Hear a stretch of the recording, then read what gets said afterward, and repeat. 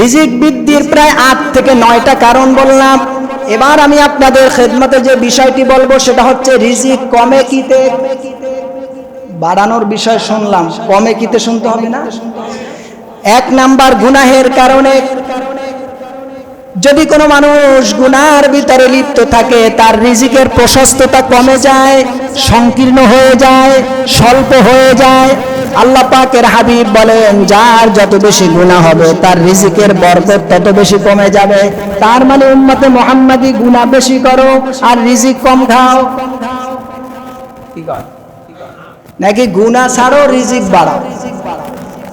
গুনাহ ছাড়ো রিজিক বাড়াও, তাই তো? কথা বলেন না যে তাই নাকি? গুনাহ ছাড়ো রিজিক বাড়াও, সুবহানাল্লাহ।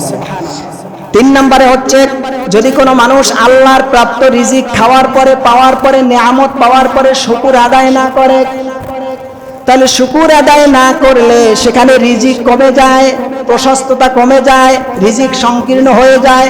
তার মানে শুকর আদায় না করো, সংকীর্ণতার ভেতরে পড়ো। তাহলে কি করতে হবে? শুকর আদায় করতে হবে।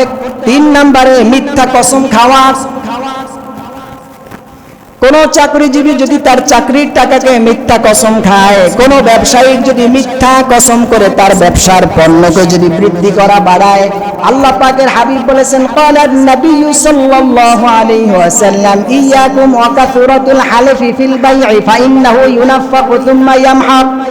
রাসূলুল্লাহ বলেছেন মিথ্যা কসম করে তুমি বেশি সেল দিতে পারবে, মার্কেট গরম রাখতে পারবে, মানুষকে প্রতারণা স্বীকার করে মানুষকে ফাঁদে আটকাতে পারবে। মনে রেখো ইয়ামহাকুল্লাহ, তুমি যে মিথ্যা কসম করে সম্পদ বিক্রি করেছো, সেলস বাড়িয়েছো, মার্কেট গরম রেখেছো, মার্কেটিং বেশি করেছো, আল্লাহ পাকের হাবিব বলেন মিথ্যা কসম করে বিক্রি বেশি করা যাবে, রিজিকের বরকত পাওয়া যাবে না।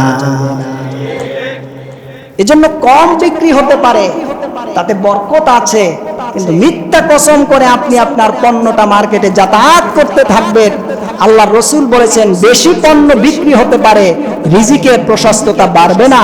ঠিক কিনা বলে? ৫ নাম্বার, সুদের কারবারের সাথে যদি কারা লেনদেনের সাথে জড়িত থাকে তাহলে তার রিজিক সংকীর্ণ হয়ে যায়।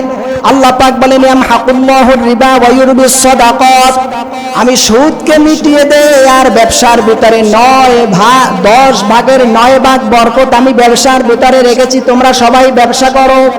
আল্লাহ পাক বলেন ব্যবসাকে আমি আল্লাহ পাক বৃদ্ধি করে দেই আর সুদটাকে মিটিয়ে দেই। যারা সুদের সাথে লেনদেনে কারবারে জড়িত থাকবে আল্লাহ পাক বলেন আমি তাদের ব্যবসার ভিতরে বরকতকে কমিয়ে দেই। ৫ নম্বরে রাসূলুল্লাহ বলেছেন যাকাত না দিলে, যারা সম্পদের মায়া করে যাকাত দিবে না তাদের সম্পদের ভিতরে আল্লাহ পাক রিজিকের প্রশস্ততা কমিয়ে দিবে। ৭ নম্বরে রাসূলুল্লাহ বলেছেন যদি হারাম পথে সম্পদ উপার্জন করা হয় তাহলে রিজিকটা কমতি হয়, ঘাটতি হয়, প্রশস্ততা কমে যায়, সচ্ছলতা বৃদ্ধি পায় না।